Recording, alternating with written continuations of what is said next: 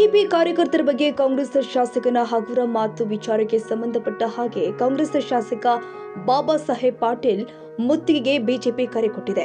ನೇಗಿನಾಳ ಗ್ರಾಮದಲ್ಲಿ ಇರುವಂತಹ ಗೃಹ ಕಚೇರಿ ಮುತ್ತಿಗೆಗೆ ಬಿಜೆಪಿ ಕರೆ ಕೊಟ್ಟಿದ್ದು, ಕರಗುಂದ ಗ್ರಾಮದಲ್ಲಿ ಬಿಜೆಪಿ ಕಾರ್ಯಕರ್ತರು ಜಮಾವಣೆಗೊಂಡಿದ್ದಾರೆ. ಕಿತ್ತೂರು ವಿಧಾನಸಭಾ ಕ್ಷೇತ್ರದ ಕಾರ್ಯಕರ್ತರು ಆಗಮಿಸಿದ್ದು, ಕುರಗುಂದ ಕ್ರಾಸ್ನಿಂದ ನೇಗಿನಾಳವರೆಗೆ ಪಾದಯಾತ್ರೆಗೆ ಬಿಜೆಪಿ ಕರೆ ಕೊಟ್ಟಿದೆ. ಭಾರತ್ ಮಾತಾ ಕಿ बोलो भारत माता की ಭಾರತೀಯ ಜನತಾ ಪಕ್ಷದ ಕಾರ್ಯಕರ್ತರನ್ನ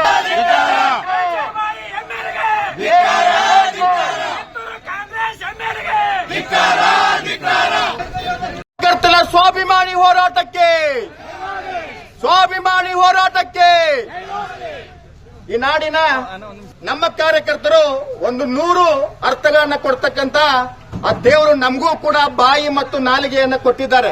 ನೇಗಿನಾಳ ಗ್ರಾಮದಲ್ಲಿ ಕಾಂಗ್ರೆಸ್ ಕಾರ್ಯಕರ್ತರು ಕೂಡ ಜಮಾವಣೆಗೊಂಡಿದ್ದಾರೆ. ಎರಡೂ ಕಡೆಯಲ್ಲಿ ಹೆಚ್ಚಿದ ಬಿಗಿ ಪೊಲೀಸ್ ಬಂದೋಬಸ್ತ್ ಯೋಜನೆ ಮಾಡಲಾಗಿದೆ.